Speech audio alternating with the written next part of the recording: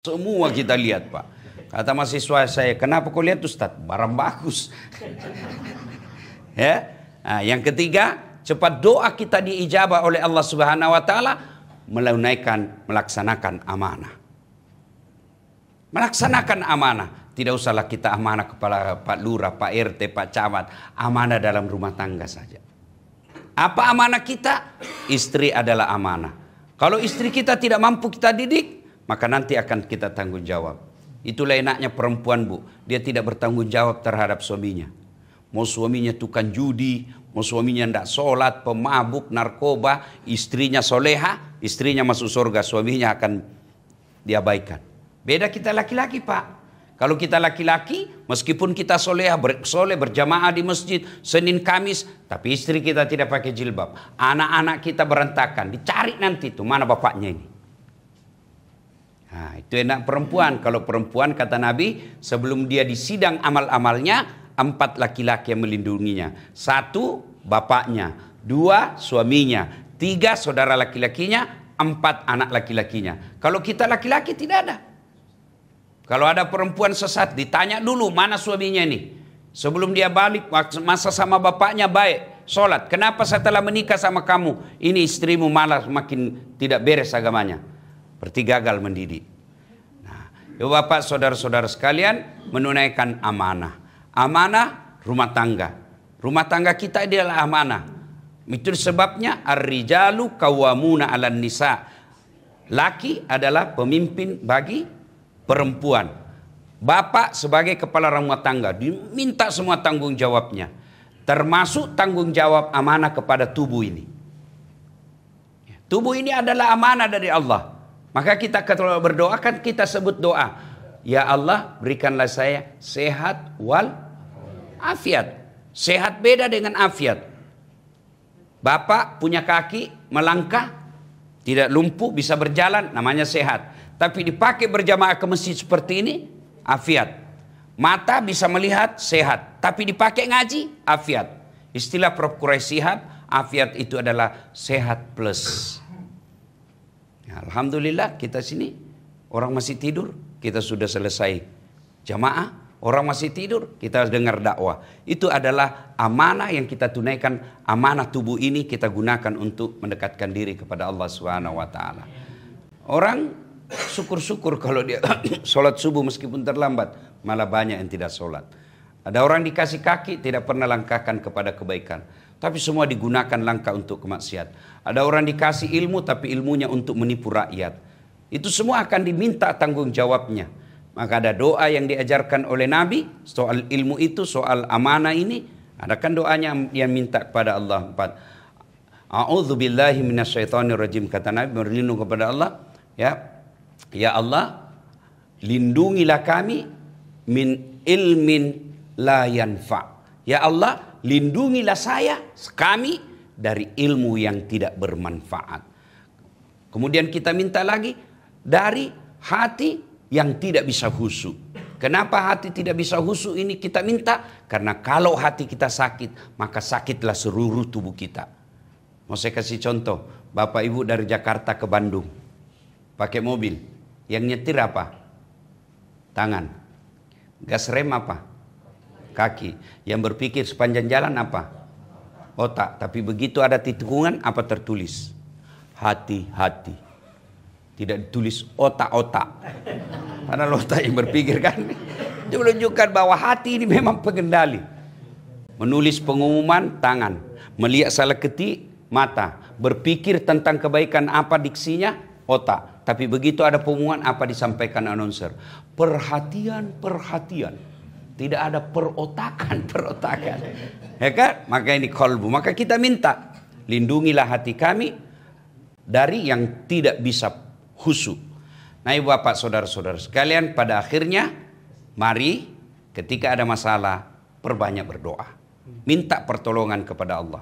Bangsa kita, negara kita, pemerintah kita akui belum bisa melayani kita dengan sebaik-baiknya.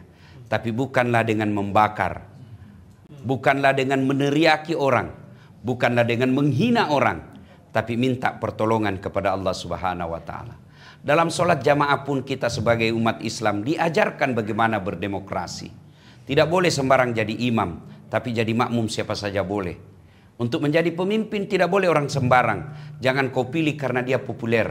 Jangan kau pilih karena dia kasih kau duit. Jangan kau pilih karena sekeluarga. Tapi pilihlah orang yang bisa membuatmu menjadi lurus. Itulah Pak Imam. Dan di bawah imam, di belakang imam ada disebut muballaga. Apa itu muballaga? Berasal dari kata muballik. Apa itu muballik? Yang berbicara, yang menyampaikan. Masya Allah, kalau kita pelajari ini fikih salat jamaah, ada imam, ada muballaga. Muballaga itu pas yang di belakangnya imam. Misalnya ini imam, sini imam, ini di muballaga. Ketika imam salah, boleh ditegur? Boleh. Tapi tegurnya bagaimana? Bukan, oi salah Pak Imam. Begitu imam salah, boleh dorong kepalanya. Ini, budongo ini, salah Pak. Jangankan itu, bapak berteriak saja, mam salah, batal sholatmu. Salah Pak Imam. Kau juga salah, kenapa kau ngomong? Kau batal suaramu, kau bicara. Dia kata yang keempat, untung saya tidak bicara. Batal semua Pak. Itulah sebabnya dalam kehidupan kalau kita berjamaah, ini yang harus ngomong. Siapa ini? Muballaga, anggota DPR. Maka ketika imam salah seperti yang baru-baru terjadi, wali kota, gubernur, presiden salah. Bukan dengan melempar, salah ditegur. Siapa tegur? Anggota DPR. Bicara dong anggota DPR, jangan diam. Karena kalau kau diam, STM ikut ke jalan. Maka bicara. Caranya subhanallah. Bukanlah subhanallah ambil batu membakar. Allahu Akbar. Dengar itu orang-orang yang meneriakkan Allahu Akbar sambil merusak, kamu akan diseret, dicari Allah di akhirat kelak. Kau sebut namaku lalu kau merusak, pasti Allah marah. Saya pun begitu, kalau disebut nama saya sambil merusak, saya pasti marah. Dasat Latif, bakar. Nah ibu bapak saudara-saudara sekalian, ketika carut marut seperti ini, perekonomian susah, Nabi juga susah dalam hidupnya. Nabi pernah kelaparan 3 hari 3 malam, Hasan Hussein pusat. Tapi kita baru sedikit ngutang. Apa karena tidak ada rezeki dari Allah? Tidak, karena selera kita melebihi pemberian Allah. Gajinya suaminya cuma 5 juta, gaya hidupnya 7 juta, pasti ngutang. Kalau 5 juta, coba gaya hidup 4 juta, pasti cukup. Kok bisa Ustaz? Ada orang gajinya 1,5 juta cukup. Berarti selera. Hidup ini bukan karena tidak mungkin Allah ciptakan manusia tanpa rezeki di dalamnya. Cuma rezeki kita yang berbeda-beda. Cara dagang, Nabi lebih lama jadi pedagang daripada Rasul. 12 tahun sudah dagang. Bicara perang, beliau panglima perang. Di depan beliau, bukan di belakang kalau perang. Bicara rumah tangga, beliau 13 istrinya. Kita cuma 1. Ayo. Bicara beban hidup, 7 anak Nabi, 6 meninggal. 1 anak kita meninggal sudah depresi. Nabi 7 anaknya, 6 meninggal usia belia. Tapi tidak pernah kita dengar status Nabi galau. Enggak. Nah, kenapa Nabi bisa begitu? Karena setiap ada masalahnya, beliau bangun minta tolong kepada Allah Subhanahu wa taala. Supaya doa cepat diijabah, boleh menyebut kebaikan. Supaya doa cepat diijabah, birrul walidain, berbuat baik kepada orang tua. Jangan maksiat, tunaikan amanah. Selebihnya janji Allah, ud'uni astajib lakum. Minta kau kepadaku, pasti saya kabulkan. Demikian, mudah-mudahan ada manfaat. Terima kasih Kak Uceng yang mengundang saya ke tempat ini. Mudah-mudahan ada faedah yang saya sampaikan. Mudah-mudahan musola ini bisa menjadi saksi di akhirat kelak. Amin. Ya, mudah-mudahan ibu-ibu kita bersyukur kalau tinggal ada rumah ibadah meskipun kecil seperti ini. Di situ Allah membuat kita tenang hati. Maka bapak-bapak terutama ini yang sudah muka-muka sakaratil maut, ya, udah rajin-rajinlah ke masjid. Apalagi yang kita harap Pak ya, kita doa kalau usia senja, tidak usah minta ruko, tidak usah lagi minta bini, minta husnul khatimah. Wafatkan kita dalam keadaan membawa iman. Demikian, mudah-mudahan ada manfaat.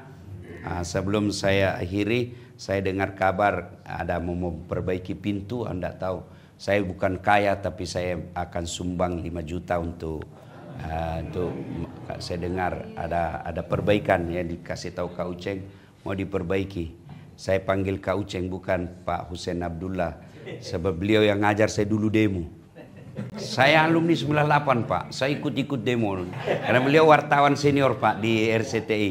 Dulu kalau kita di Sulawesi Selatan tidak ada penonton RCTI yang tidak kenal beliau. Saya Hussein Abdullah melaporkan dari Sulawesi Selatan. RCTI oke. Ya, mudah-mudahan kebaikan-kebaikan kita ada manfaat. Allah melindungi kita dari doa-doa yang tidak diijabah. Demikian usiakum wa nafsi bitaqwallah fastabiqul khairat. Assalamualaikum warahmatullahi wabarakatuh.